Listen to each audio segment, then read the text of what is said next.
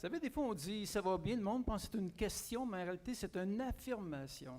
Ça va bien parce que Dieu est avec nous. Amen. Donc, ça va bien. Amen. Ah, merci Seigneur. Je remercie le Seigneur vraiment pour cette Église. Vous savez, c'est une Église de prière avant toute chose.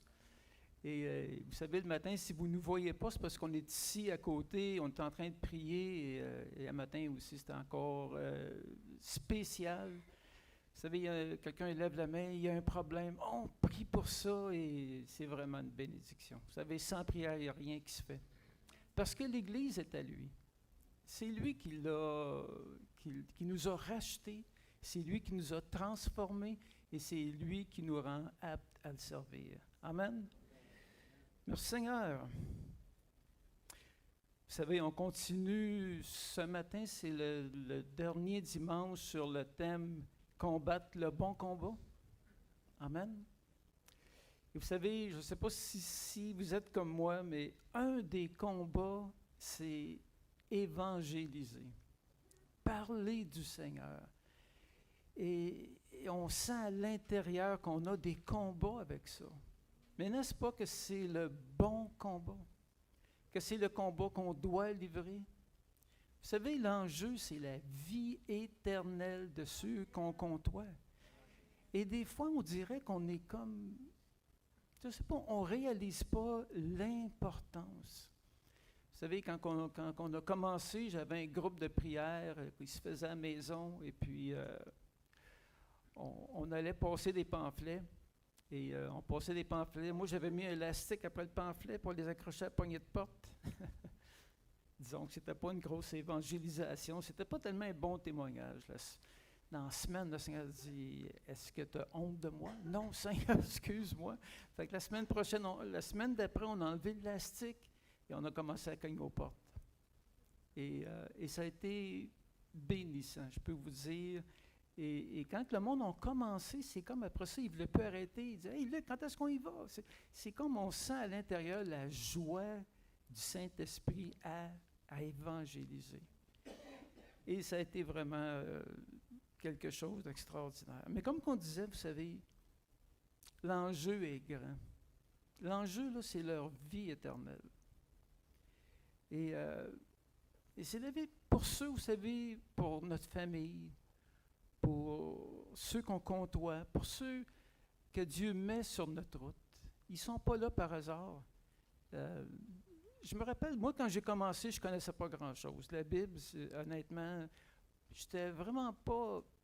Pour évangéliser, disons que je ne connaissais pas beaucoup de choses. Et puis, il y a quelqu'un qui arrive où je travaillais, c'est un client, puis il attendait, puis... mais c'était vraiment bizarre. Je ne sais pas s'il y en a qui se rappellent de ça. Tu sais, dans le temps, on avait des radios avec des antennes.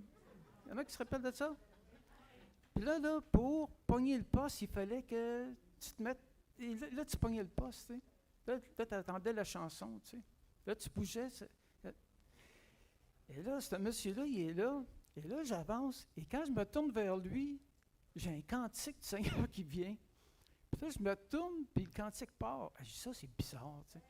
Là, je me tourne, le cantique revient. Je me tourne, le cantique repart.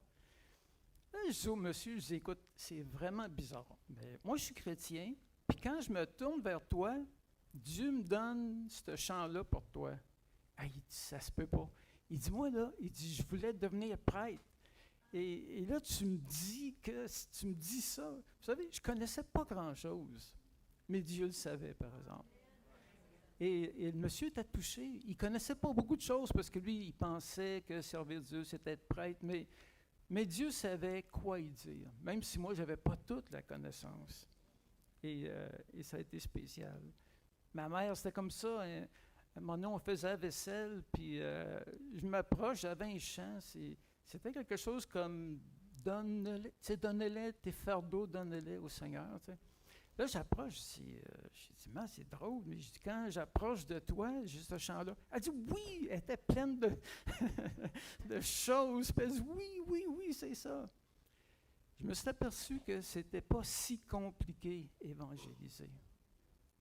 Que ça prenait juste peut-être quelqu'un qui qui ne se pensaient pas, oh, moi, je connais tout ça. Non, ça ne prenait pas ça. Ça prenait un cœur pour évangéliser. Amen. Alors, on va parler de ça ce matin. Et avec la grâce de Dieu, on va pouvoir aller évangéliser. Parce que, vous savez, ici, on est bien, mais vous savez, dehors, c'est vraiment pas drôle. Il y a du monde qui souffre énormément et c'est vous qui êtes la réponse à ça. Des fois, on pense qu'on n'est pas grand-chose et c'est bien dans un sens, parce que c'est lui qui est plus grand quand on se pense pas grand-chose. Amen. Vous savez, quand on pense combien que l'évangélisation, c'est important pour notre Seigneur. Vous savez, il a quitté le ciel. Il est devenu comme un simple serviteur. Il s'est abaissé à servir ses disciples, à les former, à laver leurs pieds. Tout ça parce qu'il voulait nous sauver. Alors, des fois, on prend ça comme peut-être à la légère, mais pour Jésus, c'était vraiment quelque chose, la chose la plus importante. Pour lui, c'était important de venir nous sauver. Et ensuite que nous, qu'est-ce qu'on a à faire? C'est simplement le dire au monde, l'annoncer, l'évangéliser. Amen. Mais souvent, comme on disait, c'est un combat et quand on se regarde, on sent comme disqualifié. Genre, me semble, j'ai pas tout ce qu'il faut. On sent comme inadéquat à faire ça.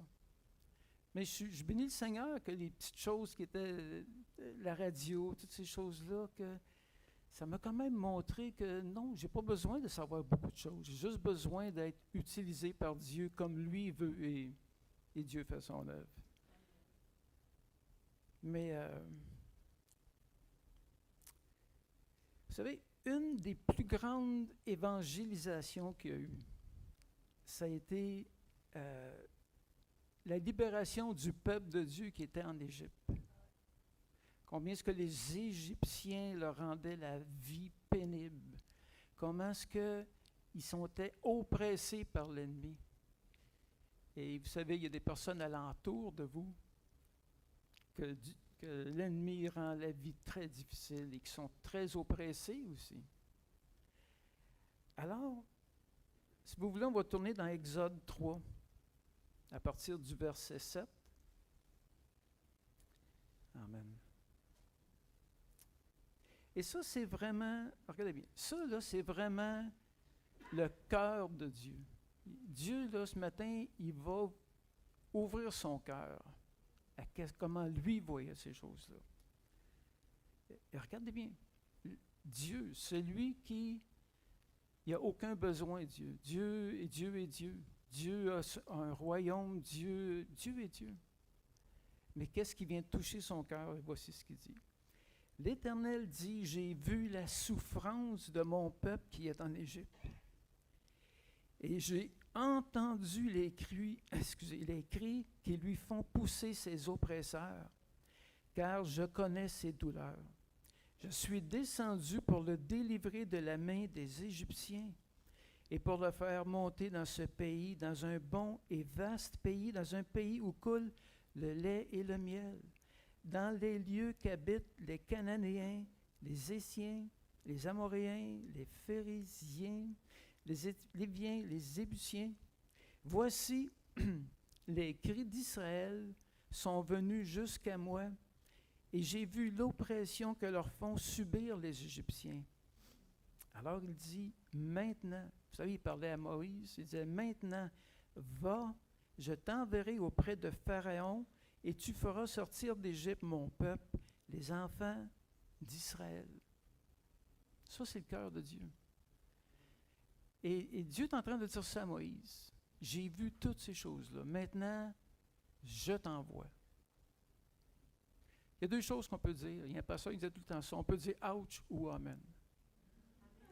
Mais, je pense qu'on est peut-être mieux de dire « amen ». Même si ça fait « ouch ». Seigneur, tu m'envoies. Oui, je t'envoie. Et Dieu avait des bonnes raisons d'envoyer un être humain. Vous savez, si Dieu vient en personne, le monde ne croit pas vraiment parfois, il ne croit pas non plus. Il croit parce que c'est comme, oh, c'est Dieu, donc qu'est-ce qui est caché dans mon cœur, je vais le laisser cacher. Mais quand ça vient d'un être humain, le cœur aussi se dévoile. Donc c'est pour ça que Dieu envoie des personnes comme vous et moi. Que ce soit pour vrai qui croient en Dieu. Amen. Et maintenant, voici les paroles du plus grand évangéliste, Moïse. Voici ce que Moïse a dit.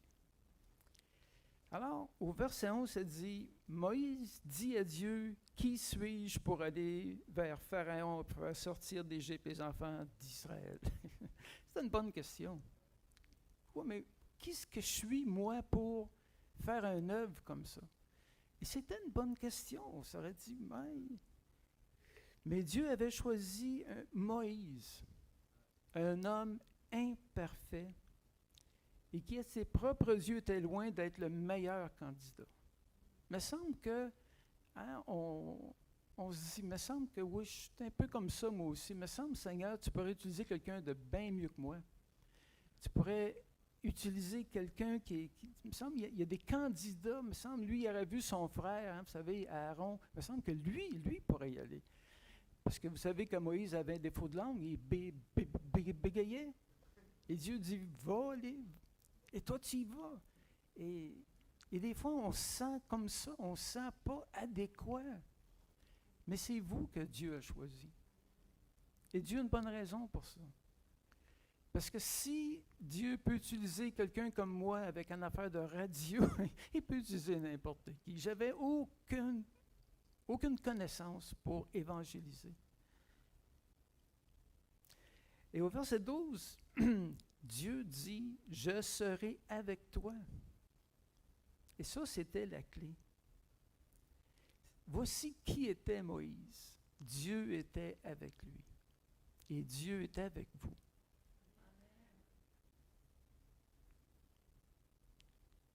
Amen. Merci Seigneur. Et parce que Dieu était avec lui, c'était ça la grande différence. Et c'est pour ça qu'on n'a pas à s'inquiéter, on n'a pas à regarder qui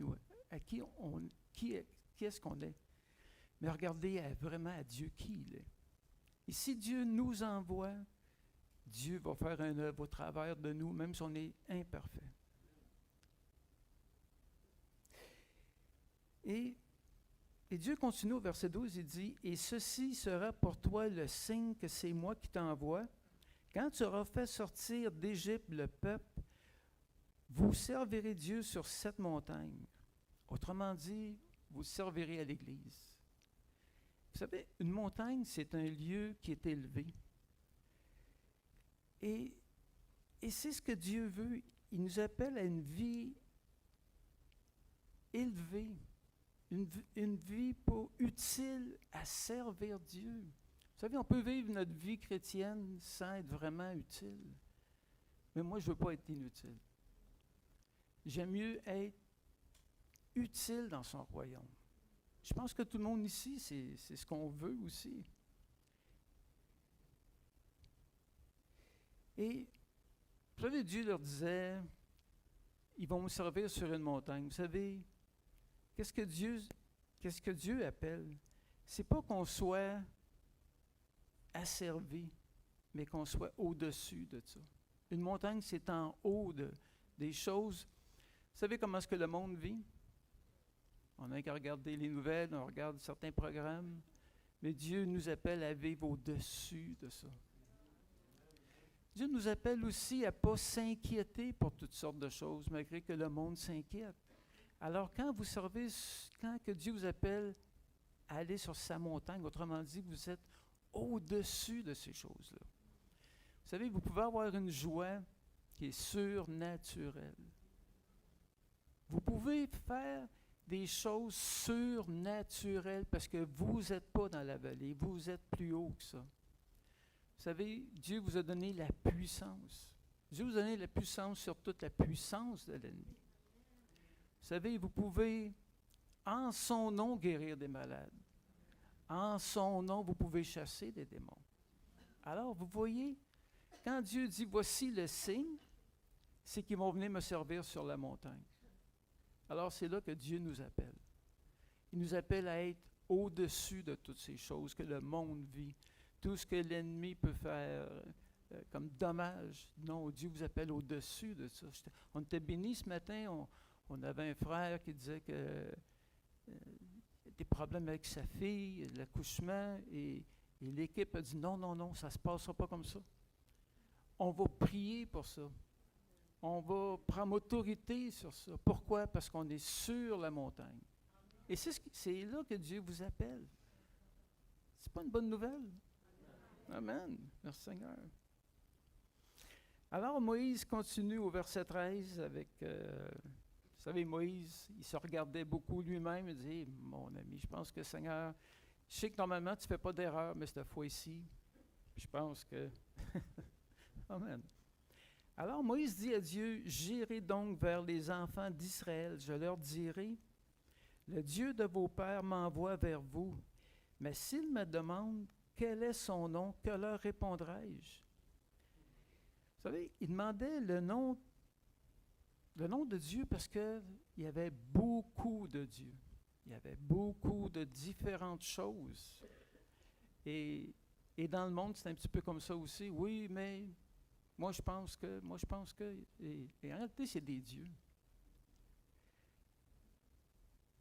Et Dieu dit à Moïse, je suis celui qui suis.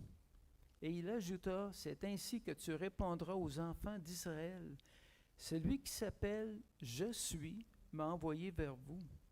Dieu dit encore à Moïse, tu parleras ainsi aux enfants d'Israël, l'Éternel, le Dieu de vos pères, le Dieu d'Abraham, le Dieu d'Isaac et le Dieu de Jacob m'envoie vers vous. Voilà mon nom pour l'éternité. Voilà mon nom de génération en génération. C'est drôle pareil, au verset 15, il dit, tu parleras ainsi, l'Éternel Dieu de vos pères, le Dieu d'Abraham, le Dieu d'Isaac et le Dieu de Jacob m'envoie vers vous. Vous savez, le problème qu'il y avait, c'est que personne n'avait évangélisé. Personne n'avait dit au peuple de Dieu, voici qui je suis. Je suis vous vous rappelez d'Abraham? Vous vous rappelez d'Isaac? Vous vous rappelez de Jacob? Mais personne n'avait évangélisé. Personne n'avait parlé de Dieu. Alors, qu'est-ce qui se passe quand on ne parle pas de Dieu? Vous savez, il y a juste deux royaumes. Il y a le royaume de Dieu ou il y a le royaume de Satan. Mais parce que Israël n'avait pas évangélisé, alors maintenant, oui, mais c'est quel Dieu? Et Dieu a fallu qu'il leur rappelle. Non, regarde, vous ne vous rappelez pas d'Abraham? Et vous savez, à cause de ça, les conséquences pour le peuple de Dieu, parce qu'il n'avait pas évangélisé, les conséquences ont été vraiment dramatiques. Le peuple était opprimé, il était mis en esclavage, il était battu, il était humilié. Tout ça parce que les personnes n'ont pas évangélisé. Vous savez, ils ne se rappelaient pas que Abraham était venu en Égypte avant eux. Et si vous vous rappelez de l'histoire, quand Abraham est venu, vous savez comment ça se passait dans ce temps-là. Abraham, il avait sa femme. Et quelqu'un il avait dit, les Égyptiens, quand ils trouvent une femme belle, ils ont coutume à tuer le mari, puis ils prennent la femme. Alors Moïse s'est dit, est-ce que tu devrais dire, t'es ma sœur, comme ça ils vont me laisser la vie sauve. Alors c'est ce que sa femme elle a fait. Donc il est arrivé en Égypte, les Égyptiens sont arrivés et ils ont dit à Pharaon, on a vu une femme très belle, donc ils sont venus, ils ont pris la femme et parce qu'ils pensaient que c'était juste sa sœur, ils l'ont laissée en vie. Le problème, c'est que durant la nuit, Dieu est arrivé, il est apparu à Pharaon en songe. Il dit, écoute-moi bien, si tu ne remets pas cette femme-là à ce juste, toi, tout à fait, ils allaient tous mourir. Ouf! Et c'est ce que Dieu faisait en Égypte. Mais maintenant, parce que le peuple évangélisait pas, il ne disait pas comment est-ce que Dieu est puissant pour te délivrer de tes ennemis, le peuple était en esclavage. Le peuple était maltraité. Alors, il avait complètement oublié ce que Dieu avait fait avec Abraham. Personne n'avait rencontré non plus qu'est-ce que Dieu avait fait avec Joseph. Vous savez, Joseph, si vous vous rappelez, Dieu l'avait envoyé en Égypte. Et parce que Dieu était avec lui, il est devenu celui qui était en charge de toute l'économie, pas seulement de l'Égypte, mais de tous les territoires alentours. Et c'est Dieu qui avait fait ça.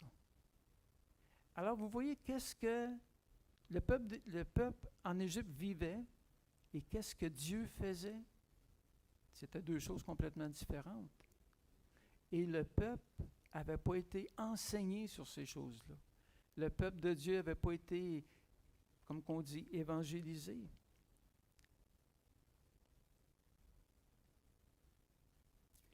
Et vous savez, c'est la chose, c'est pour ça que c'est tellement important qu'on puisse évangéliser, d'avoir vraiment ce cœur. Parce que je peux vous dire que nos familles, que nos personnes alentour de nous, nos co-ouvriers, ils se font maltraiter. Vous savez, dans ces personnes-là, il y en a qu'on appelle, c'est le peuple de Dieu. Alors, c'est important que pour nous, on ne tienne pas les choses de Dieu secrètes comme eux ont fait, mais qu'on les annonce. Et comment faire? Ben, Dieu sait comment faire. Vous savez, des fois, j'ai parlé à des personnes, je pensais que je parlais à personne, puis en fin de compte, c'était la personne à côté. Mais Dieu est Dieu. Et la Bible dit que son peuple, vous savez, ses brebis vont entendre sa voix et ils ne suivront pas quelqu'un d'autre. Alors Dieu est avec nous dans ces choses-là. Amen. Merci Seigneur. Il y avait un bon exemple aussi, c'était dans Actes 16 au verset 29. Vous savez, quand Paul et Silas étaient en prison. Et Paul avait vraiment compris ce chose qu'on doit vraiment parler du Seigneur. Parce qu'il disait, alors le geôlier ayant demandé de la lumière, entra précipitamment et se jeta tout tremblant aux pieds de Paul et Silas. Il les fit sortir et dit, Seigneur, que faut-il que je fasse pour être sauvé? Paul et Silas répondit, crois au Seigneur Jésus et tu seras sauvé, toi et ta famille. Alors, vous voyez comment c'est important. C'est quand que nous, on croit, on parle du Seigneur, alors nous, on est sauvés. Et notre famille aussi entend parler de Dieu. Comme le peuple de Dieu en Égypte devait entendre parler de Dieu. C'est comme une loi que Dieu a faite. Et merci Seigneur.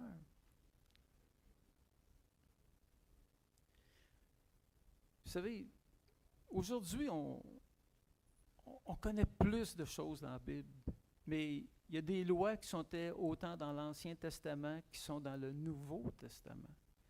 Et une de ces choses-là, tout le monde la connaît, je pense, c'est Jean 10:10. Le voleur, quoi? Ne vient que pour dérober, égorger, détruire. Moi, je suis venu afin que les brebis aient la vie et qu'elles soient dans l'abondance. Et ce même principe fonctionnait dans l'Ancien Testament. Ça a fonctionné en Égypte. Vous savez, l'ennemi est venu pourquoi? Pour dérober, égorger, détruire. Et c'est ce qu'il fait. Il dit, moi, je suis venu afin que mes brebis soient dans l'abondance. Alors, c'est important qu'on le fasse connaître. Amen. Merci Seigneur. Alors, si vous voulez, on va continuer avec Moïse qui est devenu un grand homme de Dieu. Mais vous savez, Moïse, je remercie le Seigneur qui puisse utiliser des personnes comme Moïse, comme Paul, comme Pierre. C'est des personnes qui sont simples, mais que Dieu a utilisées puissamment. Alors, ça nous encourage, nous aussi, à ce que Dieu nous utilise puissamment aussi, même si on sent pas tellement adéquat à ça. Alors, si on continue avec, dans Exode 4, au verset 1, ça dit, Moïse répondit et dit, voici, ils ne me croiront point, et ils n'écouteront point ma voix, mais ils diront, l'Éternel ne t'est point apparu. Ils sont rendus loin. Disons que pour eux, Dieu, non. T'sais. Mais quand Moïse a dit, ils ne m'écouteront point, dans un sens, il avait raison. Parce qu'il était en train de dire, parce que vous savez un petit peu comment est-ce que Moïse avait cette compassion-là pour ses frères en Égypte. Et vous vous rappelez, je pense qu'à un moment donné, il était visiter ses frères et il a vu qu'un Égyptien qui le battait, alors, dans la chair, il dit, moi, je vais y aller. Et alors, il est arrivé, il a tué l'Égyptien, il l'a caché et le lendemain, ça s'est su. Alors, Moïse s'est enfui. Mais Moïse avait les bons sentiments, mais le problème, c'est qu'il le faisait par lui-même.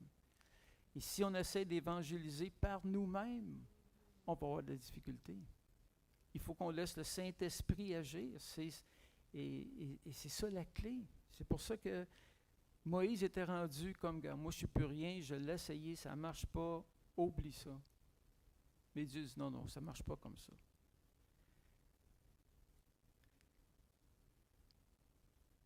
Et vous savez, et c'est comme on disait, Moïse l'a essayé, il a essayé par ses forces, et ça a été vraiment une catastrophe. Et nous, le problème, c'est souvent ça, on est habitué de le faire par la chair. Mais, vous savez, dans Corinthiens, Paul expliquait, vous savez, l'homme qui n'a pas l'esprit pour lui, c'est une folie. Alors, ils sont tout à fait normaux quand il dit c'est niaiseux ton affaire, dans un sens. Parce que pour eux, c'est... Mais ça prend vraiment le Seigneur pour faire une conviction dans les personnes. Et comme je vous disais tantôt, moi, avec mon affaire de radio, c'était pas logique, mais pour Dieu, c'était très logique. Alors, après ça, j'ai commencé à dire, Seigneur, si tu me demandes de faire des choses, je vais les faire. Je vais me fier à toi. Je ne me fierai pas à ce que moi je peux penser. Amen. Vous savez, je ne sais pas s'il y en a qui se rappellent, vous savez quand que Michel Allard est venu? Vous savez comment est-ce qu'il est venu au Seigneur? Je ne sais pas si vous vous rappelez, il disait que, à un moment donné, il était dans l'auto, puis il y avait quelqu'un, puis il avait dit, mec, tu sois tanné avec ta vie, mais tu la donneras au Seigneur. Il n'y avait pas une grande étude là-dedans. Il n'y avait pas une grande philosophie, puis je vais non, un homme a juste dit ça. Et cet homme-là est venu au Seigneur. Cet homme-là a donné sa vie au Seigneur et aujourd'hui, il parcourt le monde puis évangélise. Une parole aussi simple que ça, mais dit par vraiment la puissance du Saint-Esprit. Alors Moïse a fallu qu'il apprenne aussi, non, regarde Moïse, je sais que tu as essayé, mais maintenant, tu vas le faire à ma manière. Et Moïse a dû apprendre qu'il ne devait pas combattre contre la chair et le sang, mais il fallait qu'il combatte dans les lieux célestes, dans les dominations. Ici, on trouve ça dans Éphésiens 6, 12. Parce que Paul disait, car nous n'avons pas lutté contre la chair et le sang, mais contre les dominations, contre les autorités, contre les princes de ce monde des ténèbres, contre les esprits méchants dans les lieux célestes. Alors, on ne parle pas aux personnes, on parle aux autorités. Et l'autorité qu'il y avait sur le frère Michel Allard, cet homme-là a vraiment parlé en réalité à cette autorité.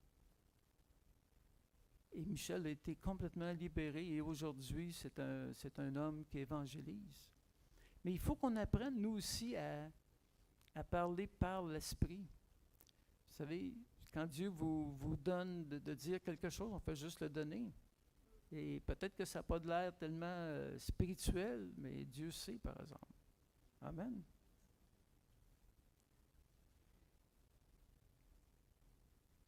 Et si on continue avec Moïse, Moïse qui avait toutes sortes de façon de dire, Seigneur, je ne suis pas la bonne personne pour aller faire ces choses-là. Et je vais vous le lire, si vous voulez, dans le français courant, c'est dans Exode 4, au verset 10. Et Moïse continue, il dit, Moïse dit au Seigneur, ce n'est pas possible, Seigneur, je n'ai pas la parole facile, je ne l'ai jamais eue, et je ne l'ai pas davantage depuis que tu me parles. J'ai beaucoup trop de peine à m'exprimer. Le Seigneur lui rétorqua, qui a donné une bouche à l'homme? Qui peut le rendre muet ou sourd, voyant ou aveugle? N'est-ce pas moi, le Seigneur? Eh bien, maintenant, je serai avec toi quand tu parleras. Je t'indiquerai ce que tu devras dire. Et Moïse continue de dire, je t'en supplie, Seigneur, reprit Moïse, envoie quelqu'un d'autre. C'est souvent comment on peut se sentir. Mais qu'est-ce que Dieu est en train de dire? Dieu est en train de dire, OK, c'est moi qui a créé la bouche. Et l'entente que Dieu avait avec Moïse, c'était, OK, toi tu parles et moi je le fais. Mais Moïse est habitué de, je vais le faire. Et c'est là que ça ne fonctionnait jamais. Mais tout ce que Dieu demandait, c'est non, tu parles et moi je vais le faire. Et merci Seigneur que Dieu fait ça. Parce que sinon, il n'y a rien qui fonctionnerait. Si moi j'essayerais par toutes sortes d'arguments, d'emmener quelqu'un au Seigneur, ça ne marcherait pas. Mais si, par exemple, je fais juste dire ce que Dieu me dit de dire, et on n'a pas à s'inquiéter. Vous savez, c'est ce que Jésus disait. On n'a pas à s'inquiéter de ces choses-là. Quand on arrive, Dieu nous donne les paroles pour ça. Et Dieu nous donne, et la personne comprend. Parce que c'est le Saint-Esprit. Et c'est une bonne chose, parce que la personne ne croit pas à cause de nous, elle croit à cause de Dieu. C'est à lui que va la gloire. Alors, c'est juste ça que Dieu te demandait à Moïse. Non, regarde. Fais juste parler. C'est juste ça que je te demande. Fais juste parler. Comme Dieu nous demande à nous, fais juste parler. Essaye pas de le faire toi-même. Essaye pas de convaincre les personnes toi-même. Non. Dieu va le faire. Hein? Je ne sais pas, mais ça enlève un fardeau. C'est pas à nous à les convaincre. Et c'est drôle pareil que Moïse se sentait inadéquat quand il parlait. Et pourtant, l'apôtre Paul, c'était la même chose. Si on regarde dans 1 Corinthiens 2, à partir du verset 3 jusqu'à 5, il disait, « Moi-même, j'étais auprès de vous dans un état de faiblesse et de crainte et de grand tremblement. » L'apôtre Paul, regardez comment ce qu'il était.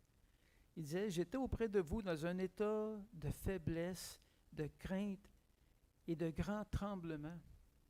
Et ma parole et ma prédication ne reposaient pas sur les discours persuasifs de la sagesse, mais sur une démonstration d'esprit et de puissance. » Amen. Afin que, quoi? Que fût fondé non sur la sagesse des hommes, mais sur la puissance de Dieu. Amen. Paul l'avait vécu. La seule chose, c'est que Paul n'avait pas dit envoie un autre. Paul a dit, je vais y aller même si, voici comment je me sens. Voici comment je vous ai parlé. Et les personnes à Corinthe ont été sauvées. Pourquoi? Parce que c'était la puissance de Dieu. Alors, faites-vous-en pas si, quand on parle, il me semble que j'aurais donc dû dire « et comme ça, non ». Non, ça n'a rien à voir. À quelque part, Dieu va prendre vos paroles et il va faire comprendre les personnes. Je me rappelle, on était avec le pasteur Carbone, puis dans ce temps-là, il travaillait dans une compagnie, dans un bureau, et puis c'était la dernière journée d'une des employées qui était là, c'est une Française, et Alberto, il disait, je ne peux pas la laisser partir sans y expliquer le plan du salut. Donc, il apprend à part, il dit, écoute, donne-moi 5 minutes, je vais juste expliquer le plan du salut. Et cette femme-là, disons qu'elle était comme pas tellement intéressée, parce que bon, ok, je te donne 5 minutes. Alors Alberto, il explique tout le plan du salut. Et là, la dame a dit, t'as fini là? Il dit oui. Elle dit, OK, je m'en vais. Elle est partie. Alberto dit, Seigneur, j'ai donné, puis 6 mois plus tard, la rencontre était sur la rue. Elle dit, Alberto, Alberto! Ben là, lui, il pensait, bon, elle va venir encore me dire, ton affaire. Elle dit, je suis sauvé. Il dit, comment ça, t'es sauvé? Ben, elle dit, tu te rappelles, là, 6 mois, quand tu m'as parlé, ça a rentré ici, ça a sorti par là. Elle dit, 3 mois plus tard, il est arrivé de quoi dans ma vie? Toutes tes paroles, ça a tout remonté. Elle dit, j'ai donné ma vie au Seigneur. Vous voyez, ça là, comme humainement, ça n'a aucun sens. Mais Dieu, pour lui, il est capable de le faire. Je vais vous donner une bonne nouvelle. Vous êtes appelés à semer. Pas à essayer de comprendre comment est-ce qu'une graine fonctionne. Non, Dieu ne vous demande même pas de faire ça. Tout ce qu'il demande, c'est de prendre cette semence et de la semer. Et alors, Dieu fait le reste. Vous savez que pour une semence, ça devient un arbre, ça prend un miracle. Je ne sais pas. Moi, je regarde une graine, je regarde un arbre, je dis, il y a quelque chose à quelque part qui s'est passé et je ne comprends pas. Et pourtant, Dieu le fait. Et c'est ce qu'il nous demande de faire. Et c'est ce qui est important aussi de faire. Mais il y a une chose que, vous savez, que Paul avait, c'est que Paul avait vraiment la compassion. Même s'il se sentait comme faible, inadéquat, toutes ces choses-là, il y avait 2 choses, Paul. La première, c'est il aimait Dieu de tout son cœur, de son âme, et il aimait son prochain comme lui-même. Et il disait, même si mes paroles, ce n'est pas extraordinaire, je suis concerné par eux autres. Il y avait un cœur en arrière de ça. Il y avait le cœur de Dieu. Paul aimait Dieu et il aimait son prochain. Et je ne sais pas pour vous, mais vous savez, des fois, on rencontre des personnes, c'est dit, Seigneur, je ne peux pas les laisser aller comme ça. Ils n'ont aucune idée de ce qui s'en vient. Ils n'ont aucune idée de combien c'est important le salut. Alors, même si ce n'est pas parfait, je vais faire quelque chose. Il faut que je fasse quelque chose. Vous savez, il faut qu'on ait ces 2 commandements-là. Vous savez, au début, on a parlé du cœur de Dieu. Voici, j'ai vu mon peuple. Il faut qu'on ait le même cœur de Dieu. Vous savez, quand vous aimez une personne, pourquoi vous aimez une personne? Vous aimez son cœur, vous aimez la manière qu'elle pense, vous aimez la manière qu'elle réagit à des choses. Et là, vous ne découvrez pas juste l'apparence, mais là, vous commencez à découvrir la personne et c'est ce que vous aimez. Alors, Paul, c'est ce qu'il a découvert avec Dieu. Il a commencé à découvrir comment est-ce que Dieu est bon, comment est-ce que Dieu est concerné quand il voit des personnes qui sont oppressées par l'ennemi. Alors, Paul a comme eu le même cœur que Dieu avait. Et parce qu'il aimait son prochain comme lui-même, il dit, Seigneur, je ne peux pas les laisser aller comme ça. J'ai trop de compassion. Même si je sens que je ne suis pas la meilleure des personnes, autrement dit, même si je suis d'accord avec Moïse, que je ne suis pas la meilleure personne, je vais y aller pareil. Et merci Seigneur qu'il ne nous demande pas d'envoyer juste des grands évangélistes avec, vous savez, des tonnes de livres en dessous du bras, non. Il nous envoie, nous. Mais c'est important que ce matin, on se dise, Seigneur, on ne peut pas laisser nos familles, on ne peut pas laisser nos co-ouvriers, on ne peut pas les laisser comme ça. Il faut qu'on commence à prier pour eux. Il faut qu'on dise, Seigneur, vous savez, Isaïe, il était dans le conseil de Dieu et Dieu disait, qui enverrai-je? Mais il disait, envoie-moi. S'il n'y a personne, ben je vais y aller. Et Isaïe y était. Et il était avec l'Esprit de Dieu. Et parce qu'il y était, on en parle encore aujourd'hui. C'est quelque chose. Amen. Ça va bien jusqu'ici? Merci Seigneur.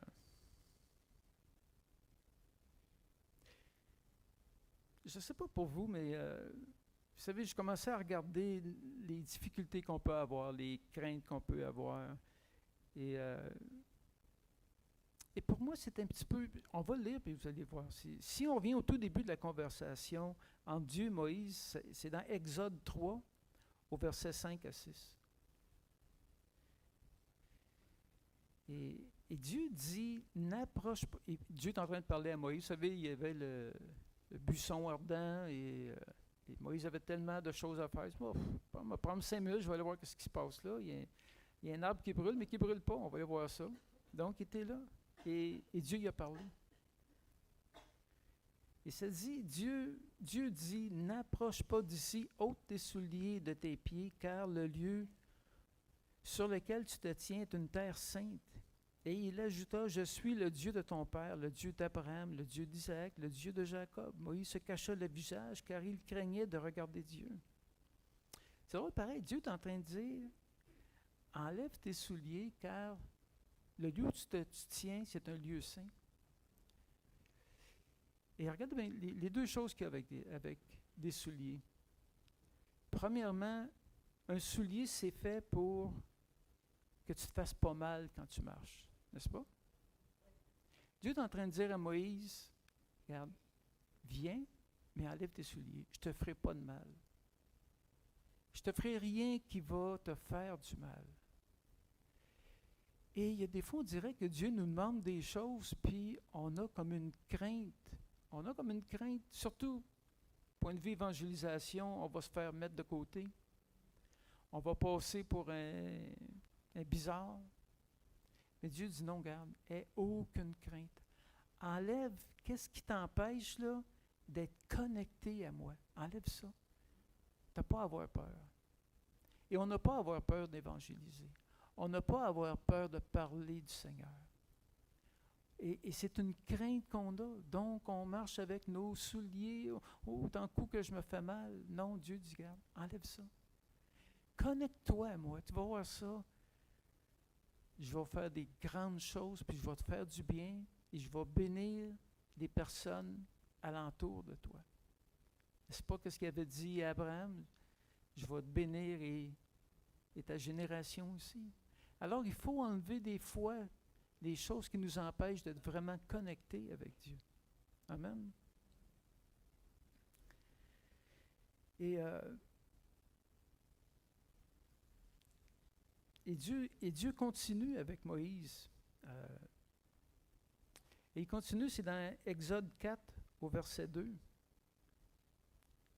Et Dieu continue avec Moïse. Et Dieu comprenait un peu toutes les choses que Moïse pouvait penser. Et il s'est dit, dans Exode 4, au verset 2, il dit, l'Éternel lui dit, qu'y a-t-il dans ta main? Il répondit, une verge. Je ne sais pas pour vous, mais si Dieu est capable d'utiliser un bâton sec, ben il est capable de m'utiliser. C'est comme, je ne sais pas, écoute, tu sais, là, Dieu t'entend regarder, je le sais, Moïse, tu penses que, OK, je vais t'aider. Comme ça. Prends la verge, là, puis garde ça, là, tu vas faire des choses extraordinaires avec ça. Et écoutez, honnêtement, là, comme on disait, si Dieu peut prendre une verge pour sa gloire, je pense qu'il peut m'utiliser. Puis je pense qu'il peut vous utiliser aussi. Vous savez, un bâton, du sait bien, c'est un arbre qu'un jour il était en vie, il avait plein de sève, à un moment donné, quelqu'un l'a coupé, il a enlevé les feuilles, il a tout enlevé, il a enlevé l'écorce, ça c'est un bâton. C'est tout ce que c'était. Et pourtant, Dieu a fait des grandes choses avec ce bâton-là. Alors, à un moment donné, c'est que Moïse a peut-être commencé à réaliser, sais-tu que si Dieu peut le faire avec un bâton, bien, il peut le faire avec moi. Même si je bégaye, même si je ne sais pas quoi dire, même si j'ai ça. Et Dieu, c'était vraiment sa sagesse. Amen. Amen, merci Seigneur. On a un grand Dieu, n'est-ce pas? Mais vous savez, Dieu voulait faire une œuvre qui dépassait tout ce que Moïse pouvait penser. Si on aurait dit, Moïse, un jour, 4000 ans plus tard, à Saint-Jérôme, on va parler de toi. Il aurait dit, ouf, attends un petit peu, là, non. Et pourtant, on parle encore de lui. Et qu'est-ce qui est encourageant, c'est qu'on parle d'un homme qui était tellement pas, qui ne pensait pas que lui pouvait faire ces choses-là. Et pourtant, il l'a fait. Et vous savez que ce qui est le plus important aussi, c'est que l'œuvre que Dieu voulait faire au travers de Moïse, vous savez, ça se répercute encore aujourd'hui. Vous savez, l'évangélisation, peut-être que le peuple, c'est pas tout le monde qui dit oui, amen, on te suit, que ça coûte. Non, peut-être que non.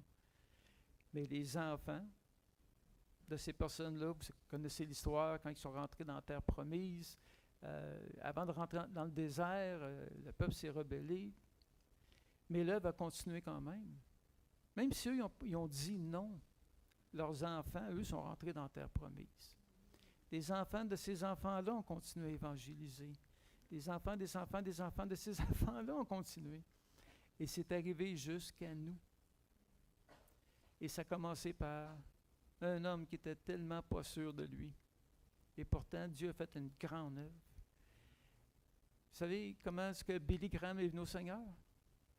Une femme était en chaise roulante. Elle ne pouvait pas sortir évangéliser. Vous savez qu'est-ce qu'elle faisait? Elle prenait des petits papiers, puis elle écrivait des versets. Elle ouvrait la fenêtre, puis elle jetait ça par la fenêtre. Un jour, il y a un jeune homme, il s'appelait Billy Graham, il se promène. C'est quoi cette affaire-là? Il ramasse ça, touché par le Saint-Esprit, il donne sa voix au Seigneur. Il a amené des millions d'âmes au Seigneur. Une femme en chaise roulante qui ne pouvait pas, mais elle avait à cœur. Est-ce qu'il y en a qui savent que Dieu utilise les choses faibles et folles du monde? Oui. Et c'est comme ça qu'il est venu. Alors, il n'y a rien d'impossible. La seule affaire, c'est oui, Seigneur, je t'aime, j'aime qui tu es, j'aime ta personnalité, j'aime que tu es un Dieu qui veut sauver. C'est un vrai amour que j'ai avec toi. Alors, Seigneur, on se met un ensemble et on va le faire. Alors, disons que nous, peut-être qu'on serait peut-être le bâton, la chose qui était le plus sec, mais merci Seigneur, on l'a fait. Amen. Amen. C'est bon, le temps passe, c'est incroyable. Mais vous savez, on va juste faire la conclusion. Vous savez, le Seigneur, ce matin, qu'est-ce qu'il voulait? Il voulait juste nous encourager à témoigner. Et c'est pas vous, c'est vraiment lui qui le fait. On peut se sentir un peu comme Moïse. Et c'est normal aussi. On a un bon exemple avec Moïse, par exemple. Et vous savez, Moïse, en réalité, il a vécu qu'est-ce que dans Luc 4, 18 à 19, ça dit. Ça dit, « L'Esprit du Seigneur est sur moi parce qu'il m'a oint pour annoncer une bonne nouvelle aux pauvres. Il m'a envoyé pour guérir ceux qui ont le cœur brisé, pour proclamer aux captifs la délivrance et aux aveugles le recouvrement de la vue, pour renvoyer libres les opprimés, pour publier une année de grâce du Seigneur. » Alors, le même esprit qui était sur lui est maintenant sur vous aussi. Alors, vous voyez que tout ce que Dieu a besoin, c'est de vos pieds et de votre bouche. C'est tout ce qu'il a besoin. Mais il faut qu'on ait cette compassion-là pour les hommes. Et ça ne prendra pas votre sagesse, ça prend sa sagesse à lui. Vous savez, l'Église ne peut pas aller dans votre lieu de travail. Je pense qu'on aurait peut-être de la difficulté si vous travaillez dans un petit bureau, si on serait tous là, je pense qu'il y aurait des petits problèmes. Mais Dieu nous envoie chacun de nous où est-ce qu'on est. Et c'est ça qui est important. Amen. Merci Seigneur. C'était peut-être un petit peu différent ce matin, mais je pense que c'est tellement important qu'on ait à cœur les hommes. Comme Moïse, vous savez, peut-être que ce n'était pas parfait, mais quand il a vu ses frères se faire maltraiter comme ça à l'intérieur, il faut que je fasse quelque chose. Même si ce n'était pas la bonne chose, au moins il avait le bon cœur. Et je pense que si on n'a pas ça, je pense qu'on est les personnes les plus tristes au monde. Il faut qu'on ait cette compassion. Et comme qu'on a vu ce matin, ça ne dépend pas de si vous êtes apte à le faire, si vous avez tout. Non, ça ne dépend pas de ça. Ça dépend juste d'avoir la compassion pour ceux qui se perdent. savez, des fois, je lisais les journaux, puis on arrive dans la section où telle personne est décédée, puis il y a quelque chose à l'intérieur qui montait. Je dis, Seigneur, ça n'a pas d'allure. Des fois, on entend des personnes qui partent, et on dit, Seigneur, est-ce qu'elle était sauvée? Je vais finir avec une chose. À un moment donné, il y avait quelqu'un qui avait passé à la télévision. La personne, il restait quelques jours à vivre. Elle avait quelque chose, une maladie, puis il l'interviewait. Et moi, j'étais là, puis la compassion est venue. J'ai commencé à intercéder pour elle, puis le temps qu'elle était en direct à la télévision. Le temps qu'elle était à la télévision, le téléphone sonne. La personne prend le téléphone. Oui, OK, elle raccroche. Celle qui l'interviewe dit, c'est quoi? Oh, c'est un chrétien qui veut me parler de Jésus. Wow! Moi, j'étais là dans mon salon, je ne sais pas à combien de kilomètres j'étais là, j'avais une compassion, j'ai juste prié. Et le téléphone a sonné à des milliers. Arrêtez, Dieu l'appelait. Alors, vous savez, il n'y a rien d'impossible. Quand on a cette compassion-là, vous savez, Dieu ouvre les portes et Dieu nous envoie vers les bonnes personnes. Amen? Merci Seigneur. Amen. C'est vraiment là. On va inviter les musiciens. Et je pense qu'on va prier. On va peut-être demander au Seigneur, peut-être on se sent un petit peu comme Moïse et ça nous empêche de faire l'œuvre que Dieu veut faire. Vous savez, si nos arrière-grands-pères et nos familles ne nous auraient pas parlé du Seigneur, on ne serait peut-être pas ici aujourd'hui. Mais merci Seigneur qu'ils l'ont fait. Et qu'est-ce que Dieu nous appelle à faire? C'est pour vraiment sa moisson, c'est pour l'éternité aussi. Donc, on va juste prendre un temps de prière, on va juste remercier le Seigneur, on va juste demander qu'il nous redonne ce zèle pour les âmes perdues. Vous savez, Paul prie, des fois il disait, j'ai peur que Dieu m'humilie et que j'ai à prier sur vous, des personnes qui péchaient, puis c'était pas grave. Il y avait vraiment ce cœur-là. Alors on va prier vraiment que le Seigneur nous donne cette compassion. Alléluia, Seigneur. Seigneur, on se présente devant toi ce matin, Seigneur. Seigneur, nous voyons, Seigneur, combien c'est important, Seigneur, qu'on se laisse utiliser par toi, Seigneur. Pour parler, Seigneur, tu regardes juste dans cette ville, Seigneur. Combien qu'il y a de personnes, Seigneur, qui sont comme ton peuple, Seigneur, maltraités par les Égyptiens, Seigneur. Et que, Seigneur, dans cette ville, Seigneur, qu'il y ait des personnes, Seigneur, que l'ennemi, Seigneur, maltraite, Seigneur, qui rend en esclavage, Seigneur. Oh, Seigneur. Seigneur, tu nous appelles, Seigneur, en ton nom, Seigneur, à aller les libérer de l'ennemi, Seigneur. D'emmener, Seigneur, cette bonne nouvelle, Seigneur. Alors, Seigneur, dépose en nous cette compassion de toi, Seigneur. Ce cœur qu'on a vu que tu as, Seigneur, pour ton peuple, Seigneur. Et que, Seigneur, qu'on fait juste dire, me voici. Et, Seigneur, on te demande de faire ton œuvre au travers de chacun de nous, Seigneur. Parce qu'on sait, Seigneur, le prix que tu as payé, combien que pour toi c'était important, Seigneur, ces personnes, Seigneur. Alors, Seigneur, donne-nous ce même cœur, Seigneur. Et qu'on puisse aller, Seigneur, en ton nom, Seigneur. Et juste dire, Seigneur, je suis disponible, Seigneur. Seigneur, c'est toi qui as dit de ne pas s'inquiéter de la manière qu'on va parler. Ça va t'être donné. Alors, Seigneur, ce matin, Seigneur, on se confie à toi, Seigneur, afin que tu nous donnes des paroles, Seigneur, pour libérer, Seigneur. Seigneur, nous avons prié dans le nom de Jésus. Amen. Et amen. Merci, Seigneur. Soyez bénis et soignez vraiment. Vous savez, le temps est court. Et c'est important qu'on utilise le temps que Dieu nous donne vraiment pour faire son œuvre. Amen. S'il y a des besoins des personnes, juste